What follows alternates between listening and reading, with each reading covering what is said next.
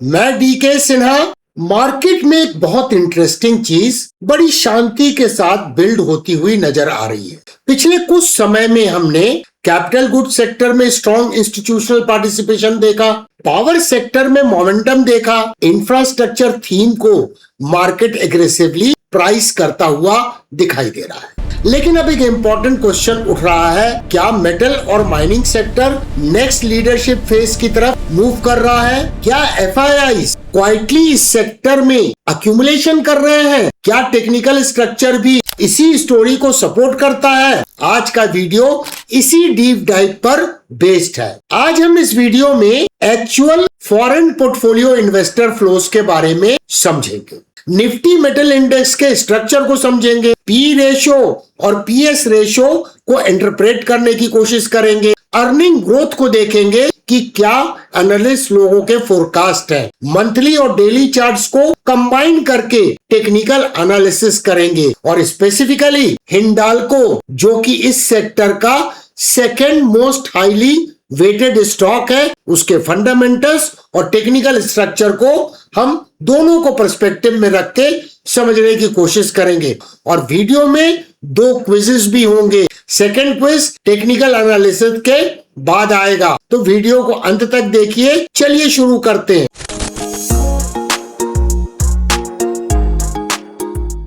Market में दोस्तों पैसा रैंडमली मूव नहीं करता। इंस्टीट्यूशनल मनी जनरली सेक्टर्स के बीच रोटेट करती हुई आपको नजर आएगी। आपको उसके ऊपर में ध्यान रखना है। Economic cycle, interest rate, commodity prices, earning visibility, global demand expectations, इसी प्रोसेस को हम कहते हैं सेक्टर रोटेशन। और रिसेंटली हमने कैपिटल गुड्स के ऊपर में वीडियो भी बनाया था और उसमें 2 मेजर स्टॉक्स के बारे में कंपैरिजन भी किया था। अगर आपने नहीं देखा है तो उसे जब भी वक्त मिले देखिए। मैं उस वीडियो का लिंक इस वीडियो के डिस्क्रिप्शन बॉक्स में दे दूंगा। अब फॉरेन पोर्टफोलियो इन्वेस्टर का मेटल्स एंड माइनिंग सेक्टर पे डेटा को देखिए। 2024 में इनफ्लो जो था वो अप्रोक्सीमेटली 971 करोड़ का था। 2025 में वो बढ़ के कहां चला गया? 4661 करोड़ पे। और 2026 में अप्रोक्सीमेटली 15,217 करोड़। अब यहां एक इंपॉर्टेंट ऑब्जर्वेशन है, कैपिटल गुड्स सेक्टर जितना एक्सप्लोसिव इन्फो नहीं है जो हमने पिछले वीडियो में चर्चा की थी, लेकिन कंसिस्टेंट इंप्रूवमेंट विजिबल है। यानी इंस्टीट्यूशनल इंटरेस्ट ग्रेजुअली बिल्ड होता हुआ दिखाई दे रहा है और इसी वजह से मेटल सेक्टर सडनली इंटरेस्टिंग हो जाता है। और इसी को दिमाग में रखते हुए हमने रिसेंटली एक वीडियो बनाया था टाटा स्टील स्टॉक के ऊपर में, जिसका वेटेज निफ्टी मिडल में सबसे ज्यादा है। उस वीडियो का लिंक भी डिस्क्रिप्शन बॉक्स में मैं नीचे दे दूंगा। अब एक और सेक्टर है जिसमें एफपीआई का फ्लो नजर आ रहा है, वो है पावर सेक्टर। तो उसके लिए एक अगला वीडियो हम बनाएंगे, तो चैनल को सब्सक्राइब कर लीजिए, बेल आइकन को हिट कर दीजिए नोटिफिकेशन के लिए। अब एक इंपॉर्टेंट बात को समझिए, metal sector generally high beta category में आता है, यानी बुलिश फेज में ब्रॉडर मार्केट से फास्टर ऊपर जाएगा और बेरिश फेज में और तेजी से गिरेगा। और इसी कारण से मेटल सेक्टर एक्साइटिंग भी होता है और डेंजरस भी होता है। इमोशनली ट्रेड करना यानी बहुत बड़ा रिस्क हो सकता है। रूल्स मैटर करते हैं मोर देन इमोशंस। अब एक क्विज करते हैं। जनरली हाई बीटा सेक्टर कौन सा माना जाता है? Option A FMCG, option B metal sector. Comment में ए या बी लिखिए और याद रखिए टेक्निकल एनालिसिस के बाद एक और इंटरेस्टिंग क्विज आने वाला है। अब एक इंटरेस्टिंग फाउंडेशन को समझते हैं। Nifty metal index actually metal sector including mining companies की परफॉर्मेंस रिफ्लेक्ट करने के लिए डिजाइन किया गया है। अब कुछ इंपॉर्टेंट फैक्टर, इसमें कितने स्टॉक्स है? 19 स्टॉक्स है। कब ये लॉन्च हुआ? 2011 में। लेकिन बेस डेट कब थी? 2004 की थी। बेस वैल्यू 1000 थी और इस इंडेक्स की रीबैलेंसिंग सेमी एनुअली होती है, यानी इंडेक्स पीरियोडिकली बैलेंस होता है ताकि सेक्टर रिप्रेजेंटेशन अपडेटेड रहे। अब सबसे इंपॉर्टेंट पॉइंट, टॉप 5 कंपनीज का कंबाइंड वेटेज अप्रोक्सीमेटली 60% के आसपास है। और वो टॉप 5 कंपनीज कौन सी हैं? Tata steel, Hindalco, JSW steel, Adani enterprises and Vedanta. इसका मतलब क्या हुआ?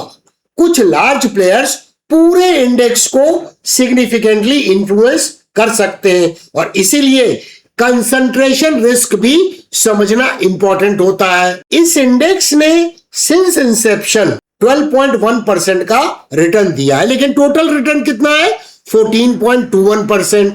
अब इसका बीटा को देखिए, 1.24 है सिंस इंसेप्शन, यानी वोलेटिलिटी ब्रॉडर मार्केट से ज्यादा है। इसीलिए मेटल सेक्टर को हाई बीटा कैटेगरी में डाला जाता है और माना जाता है। अब जो investors individual stock selection avoid करना चाहते हैं, उनके लिए ईटीएफ इन्वेस्टिंग अप्रोच भी अवेलेबल होती है। For example, ICICI Prudential Nifty metal ETF, Mirae asset Nifty metal ETF. लेकिन याद रखिए, ईटीएफ डाइवर्सिफिकेशन प्रोवाइड करता है, लेकिन sector concentration risk completely eliminate नहीं करता है, बिकॉज टॉप वेटेज कंपनीज का इंफ्लुएंस फिर भी रहेगा अगर आप ईटीएफ सेलेक्ट करते हैं। मेटल स्टॉक्स कभी कभी जिम ट्रेनर की तरह बिहेव करते हैं, या तो फुल एग्रेसिव एनर्जी या फिर एकदम हेवी करेक्शन। अब वैल्यूएशन साइड को डिटेल में समझते हैं,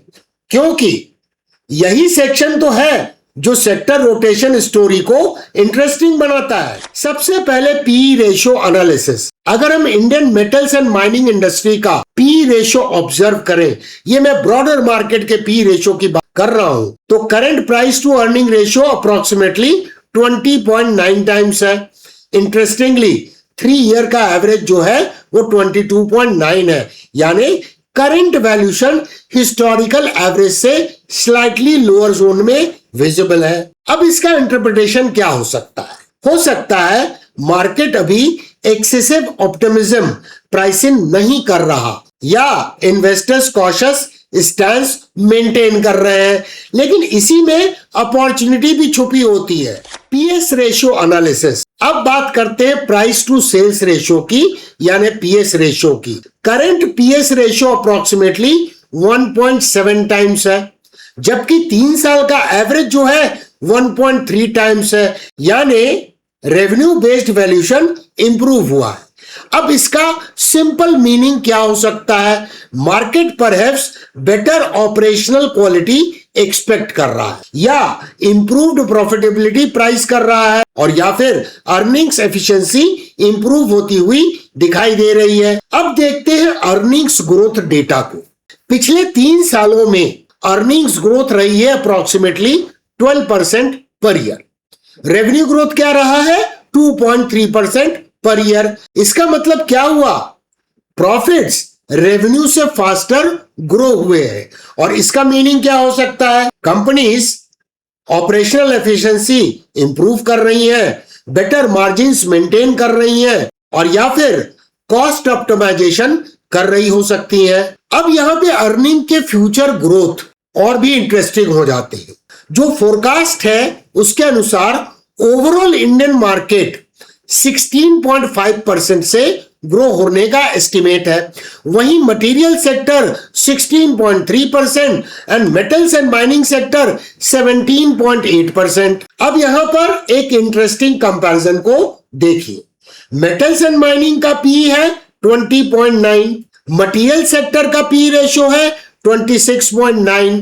इसका मतलब क्या है? Lower valuation, higher expected growth. ये कॉम्बिनेशन इंस्टीट्यूशनल इंटरेस्ट अट्रैक्ट कर सकता है, और यही कारण है कि हम एफपीआई फ्लो को देख रहे हैं। लेकिन याद रखिए, सिक्लिकल सेक्टर्स में सेंटीमेंट क्विकली रिवर्स भी हो सकते हैं, इसीलिए वैल्यूएशन को आइसोलेटेड मैनर में नहीं देखना चाहिए। आपको कंबाइन करना होता है वैल्यूएशन को अर्निंग ग्रोथ के साथ, institutional participation, price structure, technical confirmation, और इसीलिए अब हम चार्ट्स की तरफ बढ़ते हैं। सबसे पहले नजर डालिए मंथली चार्ट पर निफ्टी मेटल के। यहां आपको कुछ इंपॉर्टेंट ऑब्जर्वेशन करना है। पहले तो मार्केट के स्ट्रक्चर को देखिए, higher highs and higher lows का फॉर्मेशन है। राइजिंग प्राइस चैनल में आपको स्ट्रक्चर नजर आ रहा है और ये काफी दिनों से इस राइजिंग प्राइस चैनल में ट्रेड हो रहा है, यानी ब्रॉडर ट्रेंड अभी भी कंस्ट्रक्टिव दिखाई दे रहा है। और इंटरेस्टिंगली EMA 21 और राइजिंग ट्रेंड लाइन दोनों डायनामिक सपोर्ट की तरह काम करती हुई नजर आ रही हैं। अगर आप ऑब्जर्व करें, प्राइस रिपीटेडली EMA 21 और ट्रेंड लाइन के आसपास बाइंग इंटरेस्ट शो करती है। इसी कॉन्सेप्ट को हम वैल्यू जोन बाइंग पर्सपेक्टिव से भी देख सकते हैं और इसका मतलब गारंटीड बाउंस नहीं होता है, लेकिन प्रोबेबिलिटी जरूर बढ़ जाती है। और EMA 21 और ट्रेंड लाइन का सपोर्ट, ये जोन्स पोजिशनल ट्रेडर के लिए रिस्क मैनेजमेंट फ्रेमवर्क क्रिएट करते हैं जिसको आप फॉलो कर सकते हैं। अब निफ्टी मेटल के डेली प्राइस पर ध्यान से नजर डालिए। सेक्टर करंटली मार्कअप फेज में, बिल्कुल वेल डिफाइंड मार्कअप फेज में ट्रेड हो रहा है। साथ ही simple moving average 144, simple moving average 200 and simple moving average 233, इन तीनों मूविंग एवरेजेस के स्लोप अपवर्ड डायरेक्शन में विजिबल है, यानी broader up trend structure supportive दिखाई दे रहा है। और एक और important observation, RSI range shift already visible हो रहा है, यानी रेंज शिफ्ट हो चुका है, यानी RSI वीकनेस जोन से स्ट्रेंथ जोन की तरफ ट्रांजिशन करता हुआ क्लियरली नजर आ रहा है। और इसी वजह से RSI को सिर्फ ओवरबॉट, ओवरसोल्ड इंडिकेटर नहीं समझना चाहिए। साथ ही पुलबैक या मीन रिवर्जन के बाद कंटिन्यूएशन चार्ट पैटर्न भी बार बार नजर आ रहे हैं जो आपको स्विंग ट्रेडिंग की अपॉर्चुनिटी देते हैं, यानी स्ट्रॉन्ग ट्रेंड में करेक्शन के बाद कंटिन्यूएशन स्ट्रक्चर डेवलप हो रहे हैं। अब सेकंड क्विज का टाइम है। स्ट्रॉन्ग बुलिश मोमेंटम को कौन सा सिग्नल सपोर्ट करता है? Option A RSI range shift, option be falling 200 SMA। Answer लिखिए ए या बी। बिगनर्स यहां पर अक्सर कंफ्यूज हो जाते हैं और इसीलिए RSI के 5 डिफरेंट सिग्नल्स जो मैंने आपको सिखाए हैं, अगर आपने वो वीडियो 0 to Hero का नहीं देखा है तो उसका लिंक भी मैं डिस्क्रिप्शन बॉक्स में डाल दूंगा। अब बात करते हैं हिंडाल्को इंडस्ट्री के फंडामेंटल्स की, जो निफ्टी मेटल इंडेक्स का सेकेंड हाईएस्ट वेटेड स्टॉक है।